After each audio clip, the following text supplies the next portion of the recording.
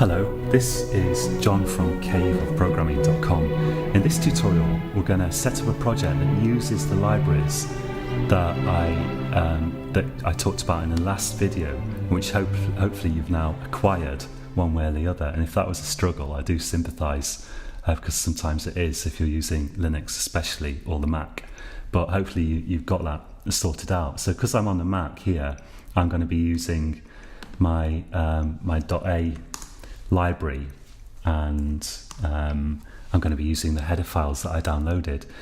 So I'm using Eclipse as well, and this is going to be slightly different if you're using code blocks or Visual C++ or another IDE, but all C++ IDEs have the same basic ideas because it's still C++ after all. It's just that you might have to Google for instructions on how to do this for your platform. Let's create a new project. So I'm going to go to File, New, C++ project. I've actually got a choice of compilers here. I've never used this cross compiler.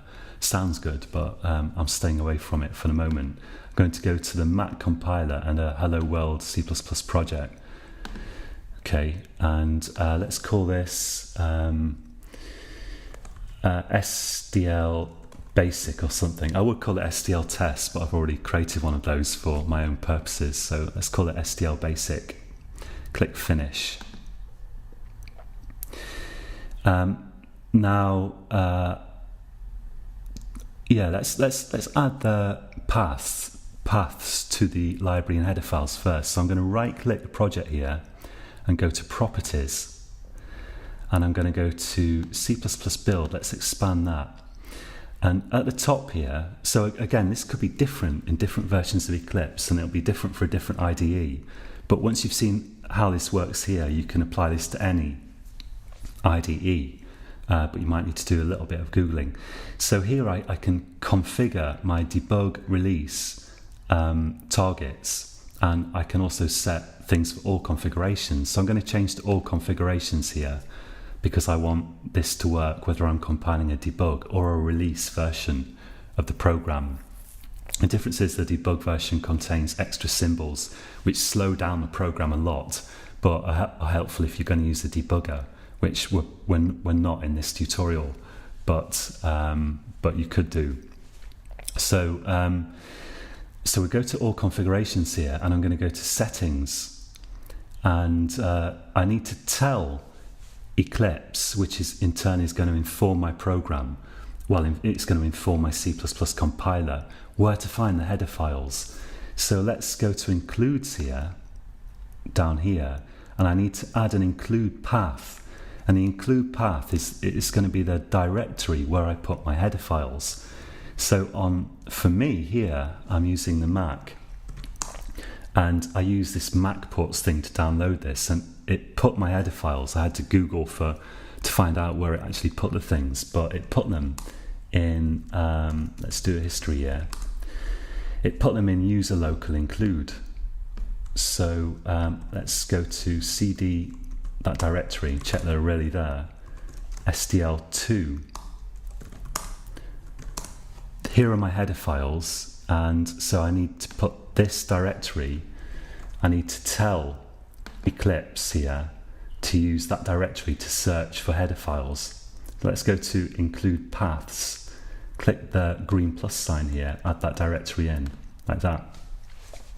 Now I need to tell Eclipse where to find the SDL, where to find SDL libraries. So let's go to libraries here, and I need to add the directory containing the libraries to the library search path here. It says -l there because it's going to supply a -l flag to the compiler in this particular case for this particular setup, which will tell it where it will add an extra library path for it to search. So let's go back and check where my libraries are, and they are in user local lib. So this directory here, if I go to that, then the library that I need is lib SDL.a, and I think that's right. And to run my program is going to need lib SDL.dylib, but somehow on my system it finds that anyway. It's possible that you may you may need to copy your .so or .dll file, I don't know, depending on your platform, into your program's working directory, but or into a standard directory on a system like Windows system or something like that. But on my system, it found this dylib automatically when I ran the program. So we don't need to think about that for the moment. So I need to tell Eclipse to search this directory for libraries. Let's copy that. And I'm going to click library search path, going to click the green plus here and add in that directory. Now I need to tell it what library to link with, and I need to tell it to link with this libsdl2.a library. On Windows it will be sdl2.lib. Now, although this is called libsdl2.a, there's this convention that you don't mention the lib when you're specifying libraries, and you don't mention the .a, you just mention sdl2. I'm not sure how this works on Windows. Probably you just have to tell it to link with SDL2. You might have to put SDL2.lib. So you can try both and see which one works. I'm not completely sure because it's a while since I've used Windows, but I'm going to copy that SDL2, or I could just type it. Click the green plus by libraries and put SDL2 in there. So like I say, on Windows, I think you need to just specify SDL2, but possibly it could be SDL2.lib. I'm not totally sure. So, but one of those is going to work, hopefully. So now let's click apply and let's click OK. So now my program knows where to find the includes and knows where to find the libraries. Let's just build this project and see if we get any errors at this stage yet. So this is fine and we can run it. It's just a hello world program that runs on the console right now. Now let's add an include up here. Let's say include, and I use the angle brackets because I want it to look in a standard position for my header file. I'm going to say include sdl2.h, and that file sdl2.h must be present in that include directory that you just specified. Let's save this. I think I'm wrong there. I think it's SDL. Let's actually just check here. So let's go to user local include. So although I've downloaded SDL2, yeah, it's actually just SDL.h. Okay, that's why I've got that warning symbol there, which is very handy. Okay, so we've got SDL.h included. Now that should also work. You should be able to build it and run it if you've got the header, the include directory specified correctly. Now let's try calling a couple of SDL functions just to check that this works. So I've got a little program that I already set up, and I'm going to just call this SDL init and SDL quit. So we've got SDL init and we're telling it with this constant, which is in the SDL header file, to just initialize the graphics mode. So let's type this out. Let's say if SDL init, and we've got SDL init graphics. Let's check that this is, sorry, SDL init video.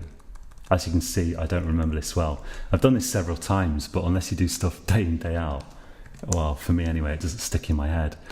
And this function is going to return a value less than 0 if it doesn't succeed. That's why we say if SDL init brackets SDL, got that spelt wrong, init video is less than 0, then we need to return, we can return, let's say, 1 from our main subroutine here. That's a good thing to do, because usually you return 0 to indicate success for a C++ program, and anything else is considered an error code. But we're going to be running this program by hand anyway. We're not going to. It's not like we'll have some system that will run this program and check its error return code. So let's put in here cout SDL init failed endler,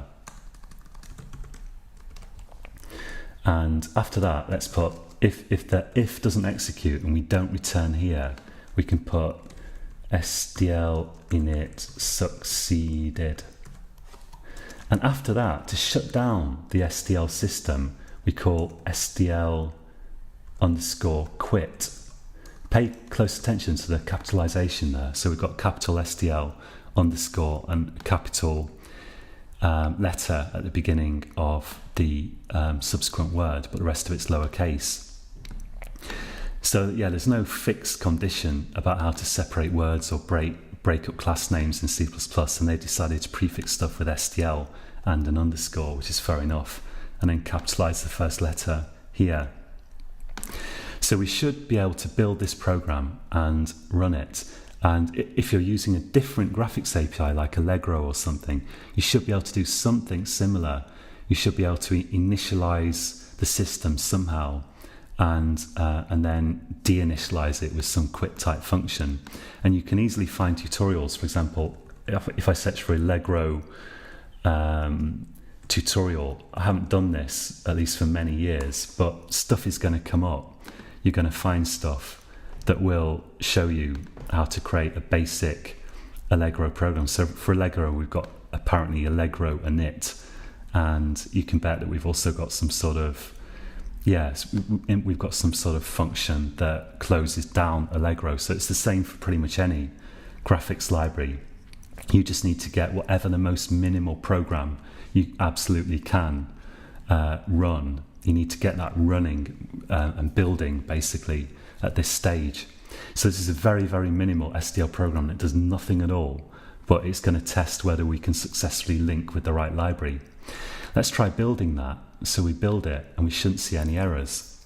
If you do see errors, then something's gone wrong. You're not linking with the right library, or you've specified the wrong path to your library or something like that. So you have to get past this stage. If you see any errors that are really peculiar, that you totally don't understand, absolutely put them in Google. And you could also add SDL in there, for example, and see who else has got those errors, because someone will have. So you're aiming at this stage to get a buildable program that calls, at least one or two SDL functions. Now let's run it. And it shouldn't do anything, it should just quit. So it says SDL succeeded. We expect to see that success message. If we get init failed here, you could try getting the return value from this function and then doing some Googling to find out what that means. Usually this won't fail. If it does, I'm afraid you're on your own. I don't know why it would fail, and if it does, you need to get into Google, I'm afraid, and do some Googling. Look for SDL init fail, check the actual error code from this, get the actual integer that it's returning, print it out, and try to Google for that code, SDL init error code, and look for what it actually means. If you run the program and you get a message about some dynamic library not being found, then somehow you need to make sure that your program can load the dynamic libraries it needs to run. So on Windows, you could try putting the .dll file in the same folder as your actual program where it's actually compiled to, or try putting it in a Windows system directory or something like that. On Mac, again, on the Mac or Linux, you probably want to make sure that your dynamic libraries are in some kind of standard folder. And if you still can't get it to work, then again, it's a question of going to Google and Googling for stuff, SDL dynamic library location or that sort of thing. On Linux and the Mac, you can also use various tools to find out what dynamic libraries your program is trying to load from which directories. So again, if you Google that, you'll find information about that. But you need to get to the point before going on to the next tutorial of running a program like this that initializes and quits your graphics API and can actually display some message to let you know that it has succeeded, at least in initializing the system, and then you can quit. So good luck with that.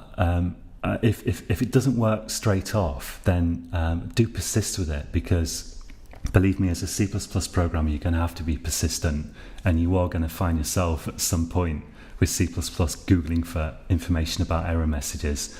But it's worth persisting with, because this is not theoretical physics. These are not or philosophy. These are not problems that are insoluble. Whatever problems you get, they can be solved one way or another.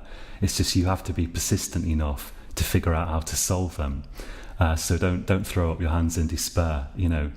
Usually you can solve programs with an hour or two of Googling at the worst. In the worst case, it ends up being a thing that takes you multiple days, and what I usually do then is I try to look at it for like an hour a day or something until I finally solve the problem.